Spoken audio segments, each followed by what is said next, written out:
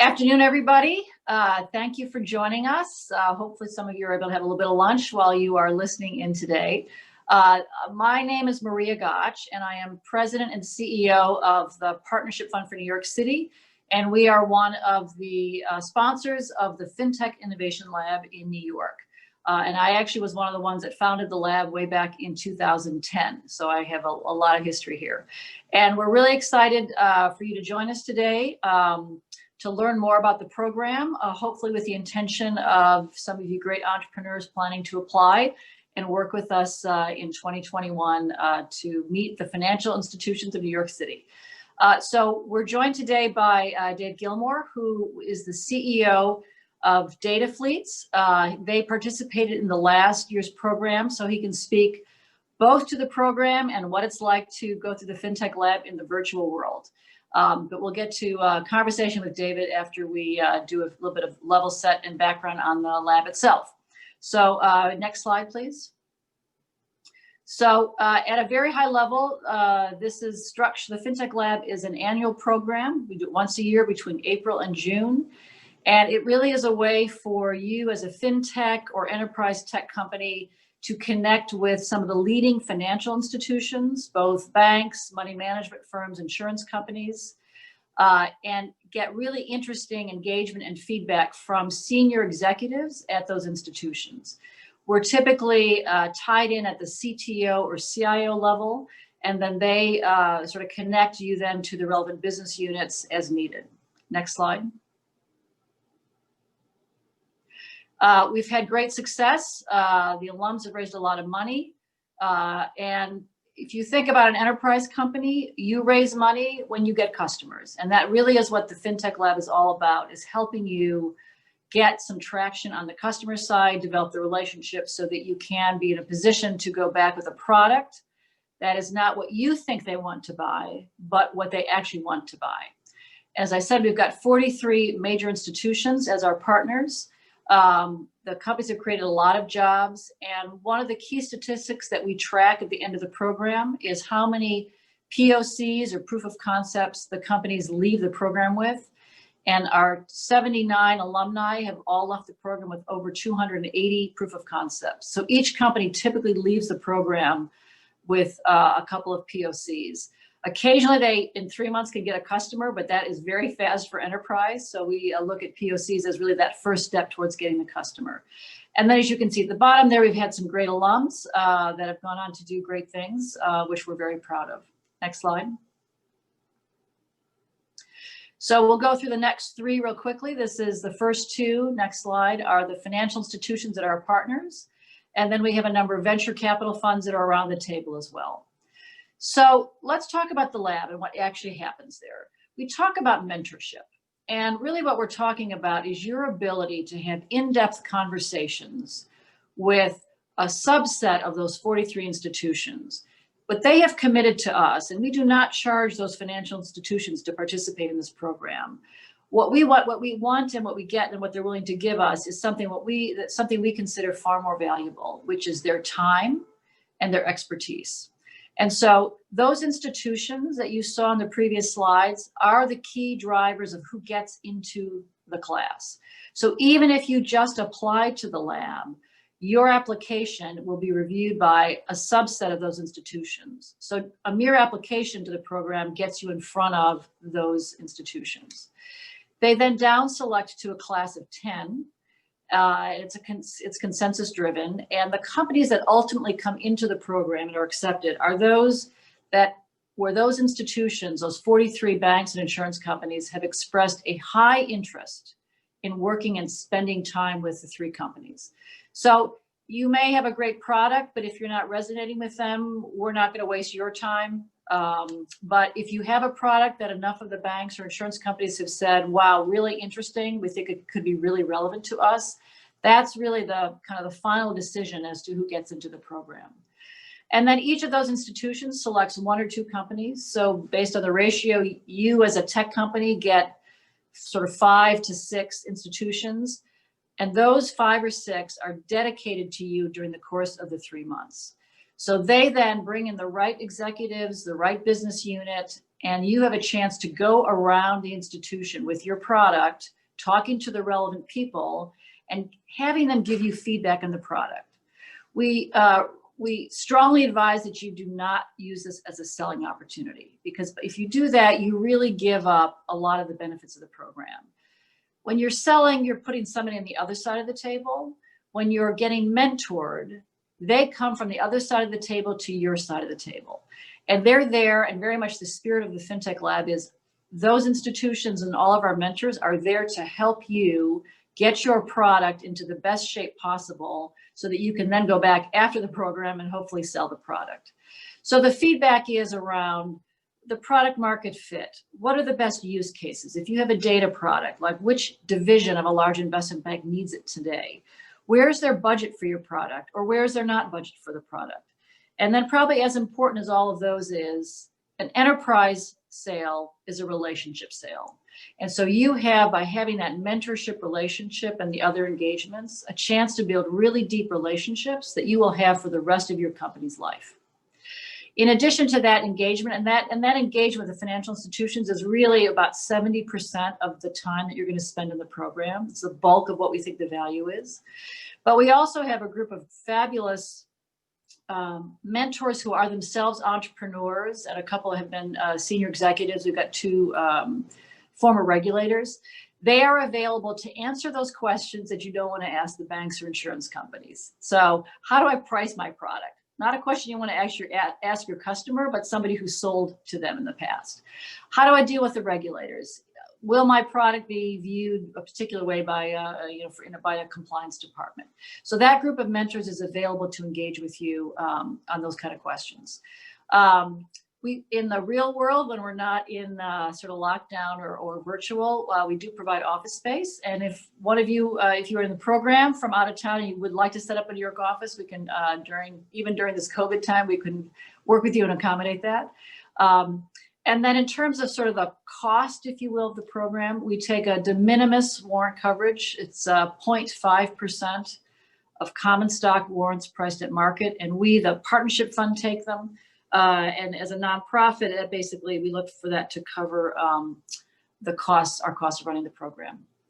And we price that based on what we think you would give to a important external advisor. Next slide. Then there is a leadership program, and this is a smaller part of the program.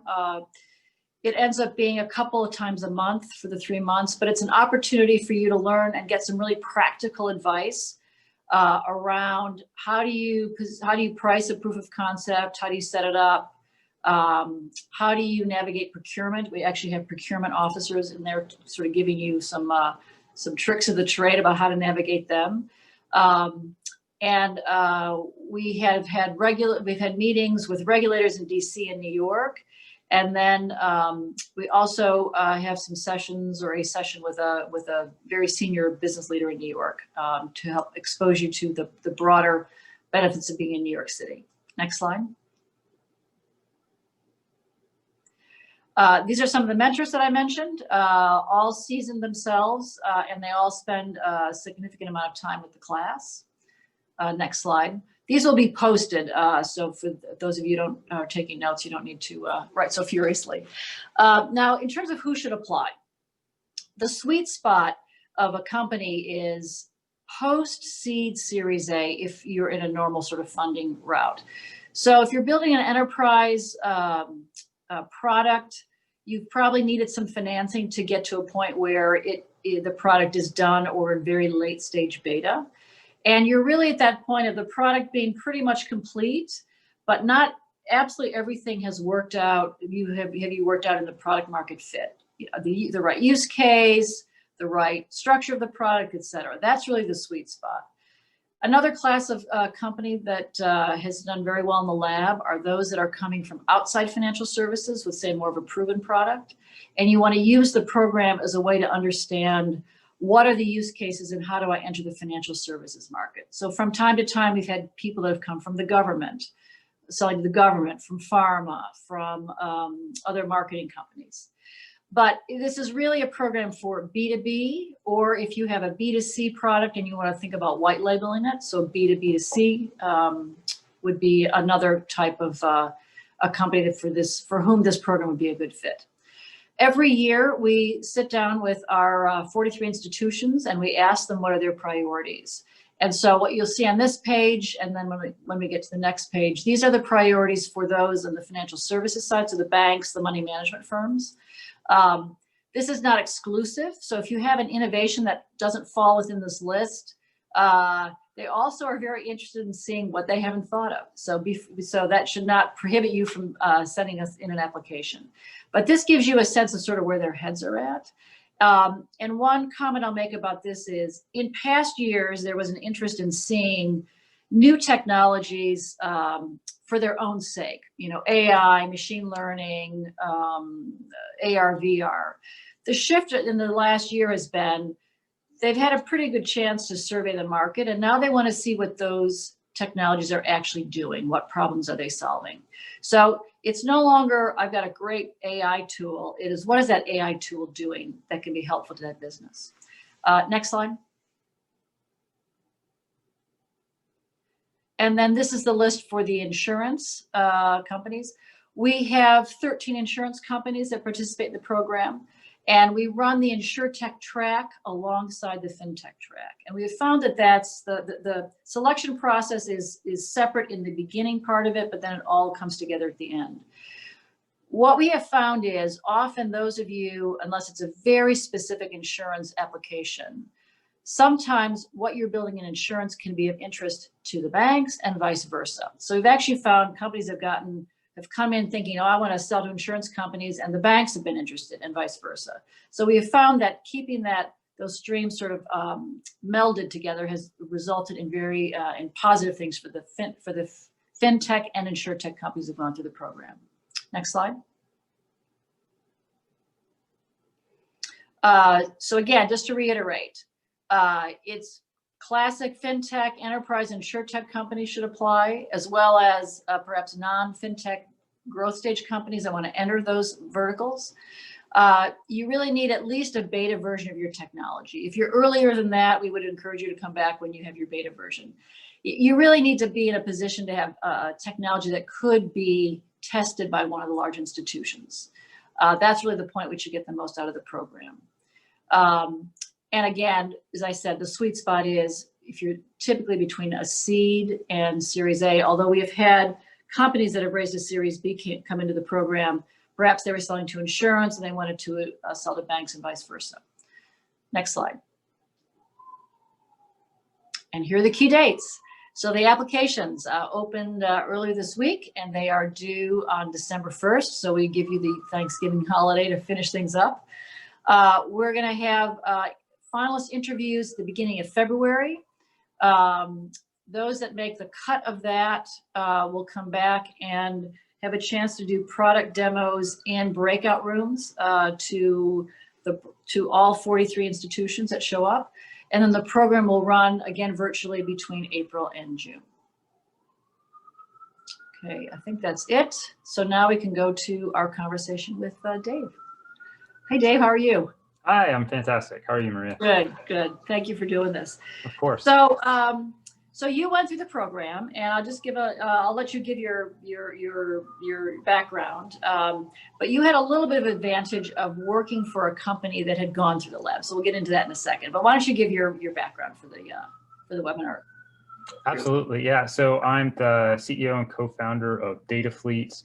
We're a 2-year-old startup founded out of Stanford in 2018 in the privacy preserving analytics space. And before that, I was ultimately the global lead data scientist of Digital Reasoning, which is FinTech Innovation Lab alumni itself, which is how I was familiar with the program and knew its merits.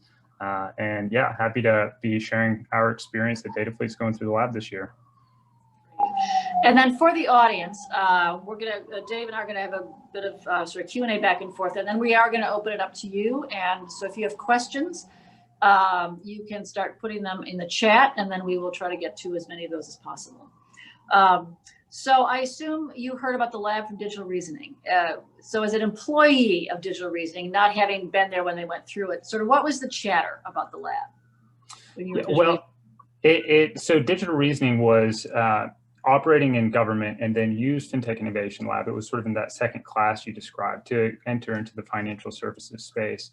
And when I joined the company a little over a year later, it was the fastest growing segment of Digital Reasoning, was this financial services area. A lot of the commercial opportunities that I was tasked to work on were directly from the lab. So it really had an impact on our growth as a company and my focus as an employee, and developing relationships with the leadership team, and then ultimately with the FinTech Lab companies during that time. I realized just really how at the center of the financial services ecosystem in New York, FinTech Innovation Lab really is, and knew, at the time I had been planning ahead. I knew I wanted to start a company one day, and it was definitely at the top of my mind for one of the programs I wanted to be able to take my own company through as well. So I'll just start with a broad-based question. So you had a certain set of expectations based on that, yep. And how did that measure up versus your expectations? Well, we were accepted to the lab and excited to be in February, and then just a couple weeks before the lab started, it went to this remote world. No one knew what to expect, and so. There was some uncertainty there, but we were still very excited for the opportunity. And what I can say is that, my perception is it actually increased our ability to get more conversations with the right people. What we found in the virtual world is that people aren't traveling as much. They're, at their desk at home. We're having conversations over Zoom, which is a challenge for relationship building, but also means that there's a lot more time.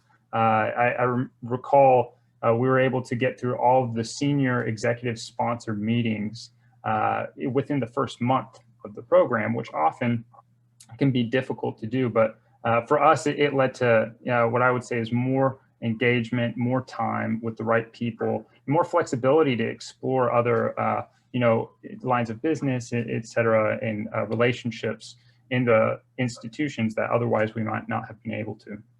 Okay. So let's talk about the selection process, because one of the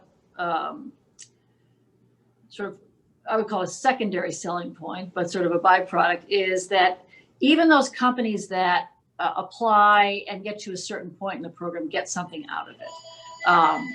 So let's talk about this. There's sort of two parts to it. There's making presentations, and then there's a product demo. So why don't you give your perspective on what happens in those two sessions?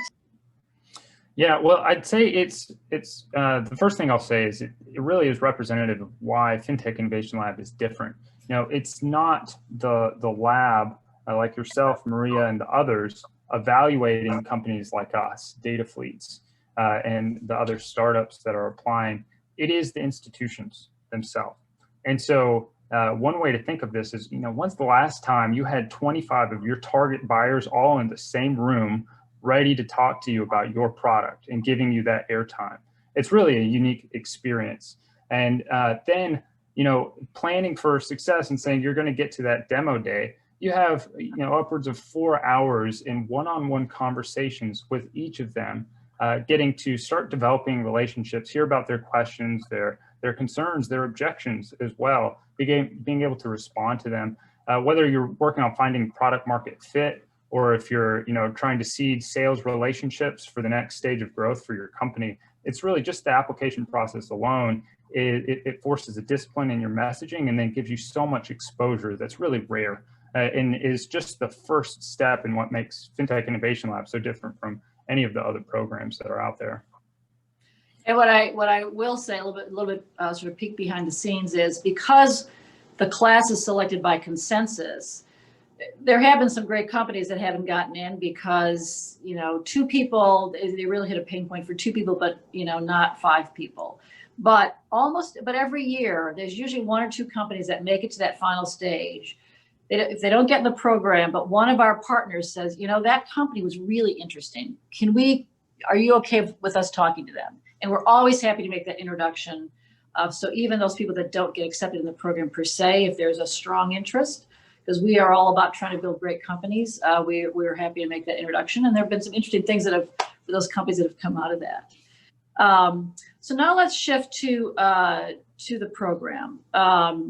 So we use the word mentoring, which I think has a certain element to it, but what does that actually mean? What was your experience about the mentoring, and what does that mean? Let's start with the financial institutions. Yeah. So the mentoring, I think, really captures it well, but there's also one way I think of it, which is in contrast to other sorts of programs that are out there for startups and young companies.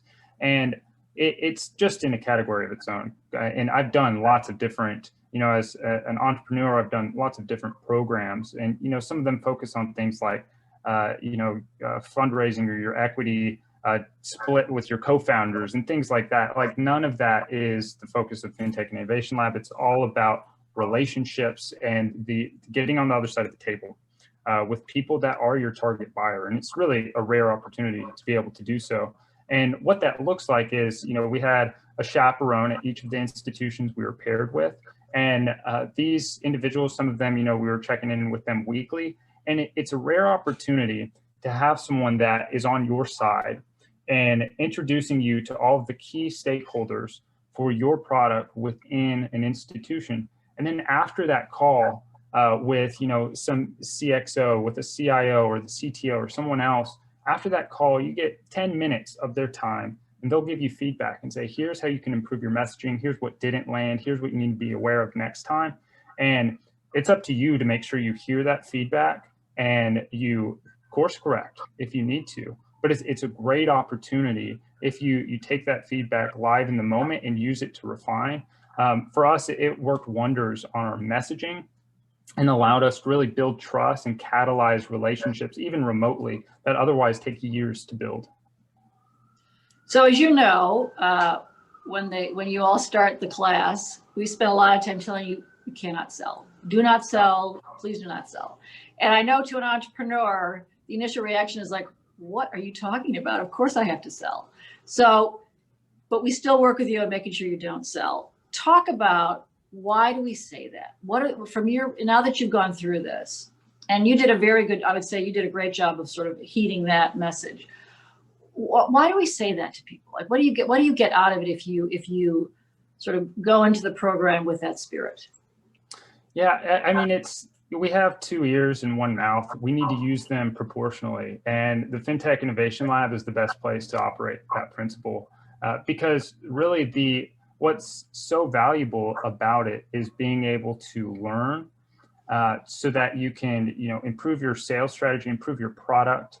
And if you're just going in talking the whole time, if you're going in selling the whole time, you're immediately, you're creating a sort of defensive wall that in putting the table between yourself and the person you're talking to. And the whole reason they're there, the whole reason they're participating is because you don't have that table between you. You don't have that wall up. So you can't violate that contract, that agreement, that sort of implicit understanding, or very explicit understanding, really, that we're not there to sell. We're there to, share our product, share with them what we're doing and why we think it's valuable to them, and then hear and listen. And that can be transformational for your company if you really do it right. And admittedly, it's a bit of a construct, right? Everybody understands that you're in the program because at some point you're going to want to sell to them. But just to reemphasize, it's a unique opportunity for 3 months to ask all the questions you always wanted to ask, and to have your potential buyer tell you why they might want to buy it, which only if you are listening and asking the questions do you get to hear that. Yeah. The analogy I like to use is it's the difference between a job interview and that informational interview when you're just there asking them for the advice, and if there's a job, then it may come out of that. Yeah. So let's talk a little bit more specifically. Now let's go to that group of entrepreneur mentors that we talked about, the execs in residence. To what extent did you work with them, and what was your experience working with them? Yeah, it was fantastic.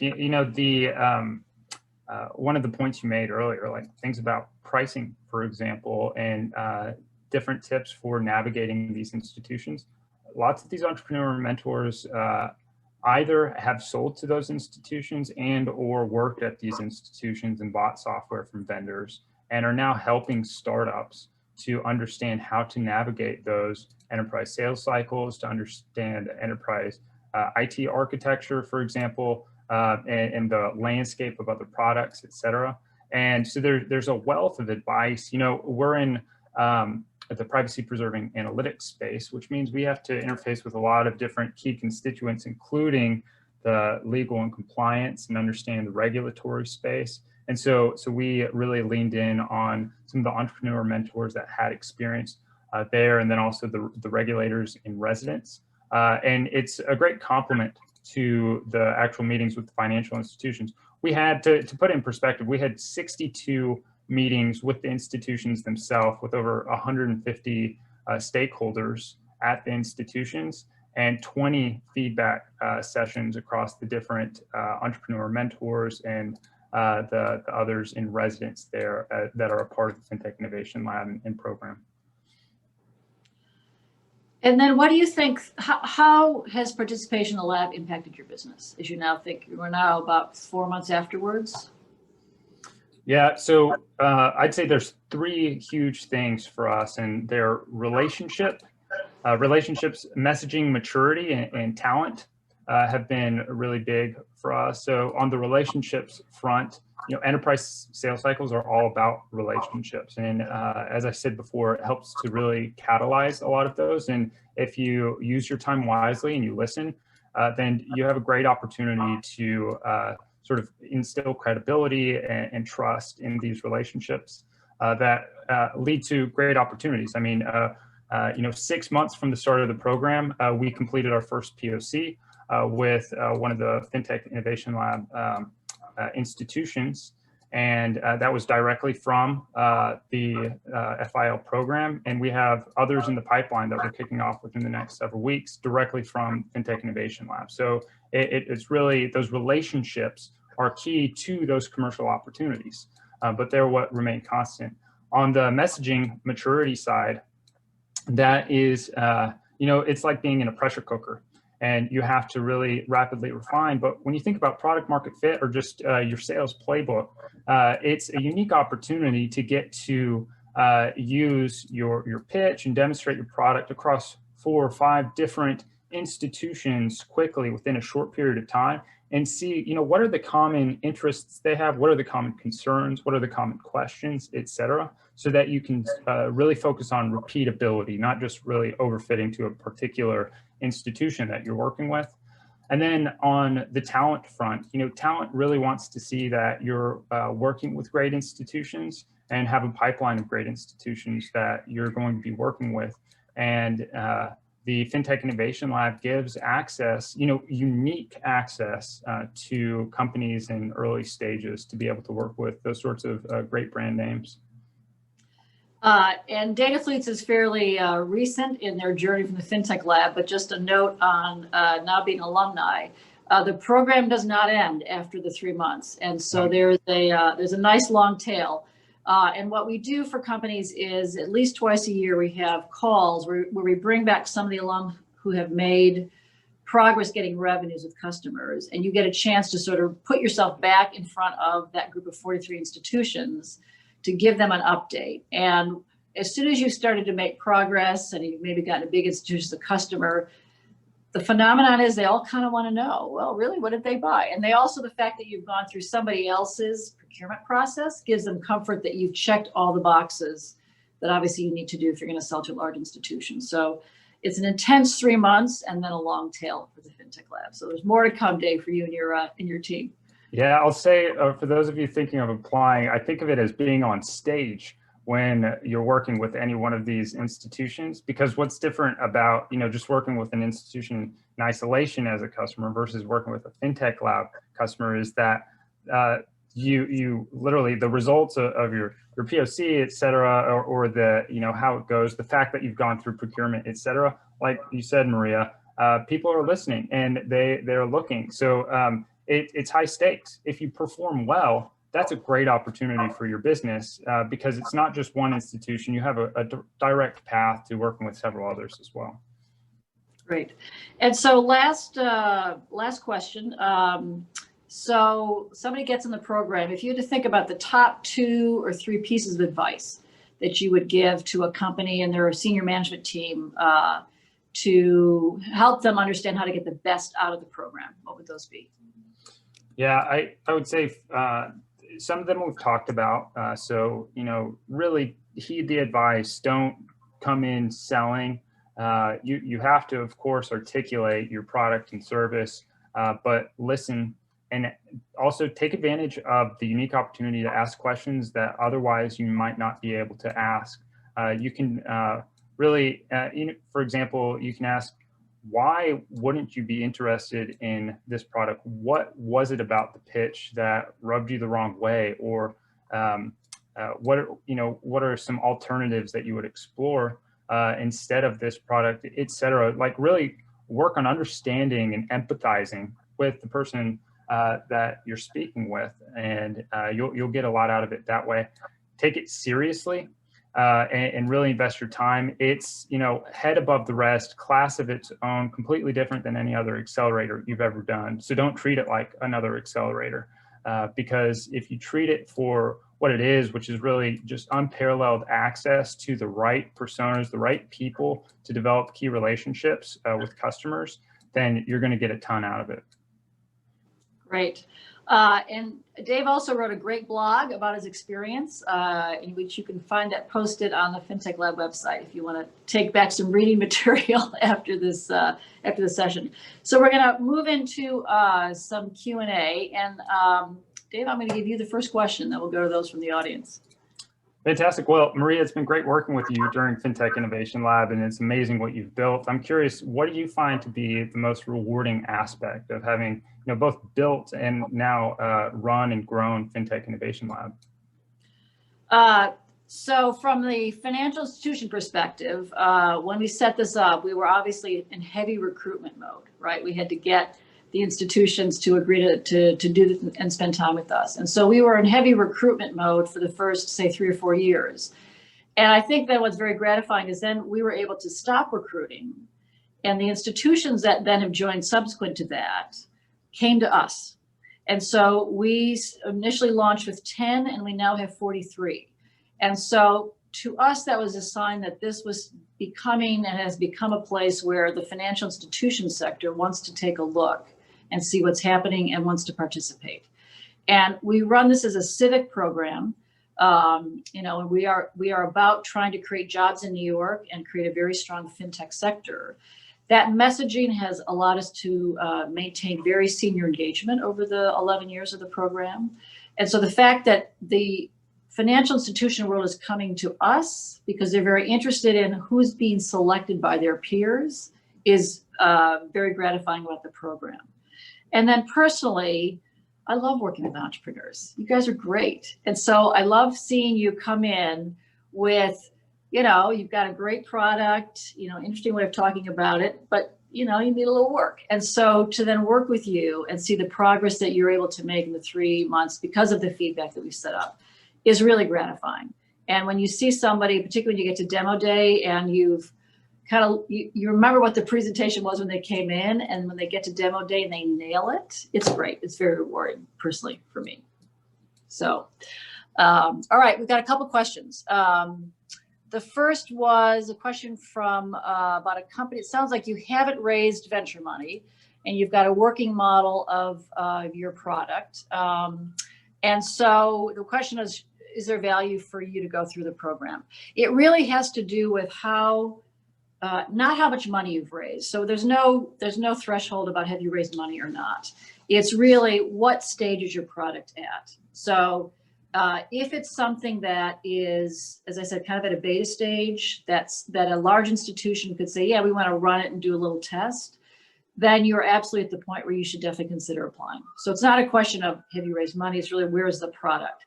If you're too early and you're still coding the product or it's still an alpha version, you're not going to get out of the program as much as you could than if you actually have something that they can test. Because these institutions are doing this because they're interested in innovation and they're interested in deploying innovation. And so that's really why you need to be at that point. So hopefully that answers your question. So we've got 2 more in the chat. All right, I'll take the first one and then I'll give the second one, which is what's the typical commitment per week during the program. Dave, I'll let you answer that one. So the 0.5%, that is in the form of warrants. And so it's a warrant, so it's a right to buy common stock at some point in the future, but we fix the price today. And the price that we fix it at is what the value on a fully diluted basis is of your company when you come into the program. And so we're typically looking at, if you've raised a round of funding, what the valuation was. If you've got a valuation for your options, we'll look at that. And most companies have that. So it's, and again, it's 0.5, not 5, but 0.5% warrant coverage, and that converts into your common stock, which is the kind of the bottom of your cap table. So hopefully that answers that question. So Dave, why don't you talk to the time commitment since you actually did it? Yeah, absolutely. And I'll say, I'm sure this depends on the number of institutions that you're paired with. Of course, there's 43, and then you get paired with some subset of those institutions. And so, and I know each company going through has different numbers and experiences. In our particular case, we were paired with 7, which I believe is perhaps on the high side for the number of institutions. And so more institutions means it's going to require more of your bandwidth. So it really is an important factor. In terms of time commitment, there were 3 people on my team, including myself, for which this was really our primary focus. I'd say personally, I spent upwards of 60% of my working time focused on FinTech Innovation Lab related meetings, preparation for meetings, retrospective analysis of other calls, getting ready for demos, etc. So it is quite a significant time commitment, and it's also highly related to the amount of institutions you're paired with. And I think, and the 60% is about, I would say, consistent with what we hear from other people. What I would say to that is, most of the time you're spending with potential customers. And I would argue as an investor in these businesses, that's where you should be spending your time. And so I sort of don't put that time on the program docket. Oh yeah, that's a really important clarification. That is time with the institutions. And when we're saying with the institutions, that's with their executives, CTO, CIO level, the managing director of the exact line of business you need to be talking to. And also importantly, like the managing director of, some particular area of the business you don't want to be talking to, but you didn't know. And so you learn about that dead end, and then you move on and focus on the areas that your product is relevant to. So it is like you're spending 60% of your time or more on some of the most critical questions of your business. Great. And then there was another question about kind of US versus foreign. So for this next year, when we're going to be in the virtual world, I think that actually is an interesting opportunity for companies that are outside of New York to take advantage of this and apply for it. When we're in the real, I guess the real world, we do require that the senior management team come to New York. We are trying to create jobs in New York. So for those of you that are applying from outside New York or outside the country, absolutely. We're going to ask you sort of what your long-term intentions are about New York City, just because that's what we do. That's part of our mission. But I think this is one year where we're going to be a little bit more flexible in terms of bringing companies from outside New York and outside the US. Okay. Any other questions?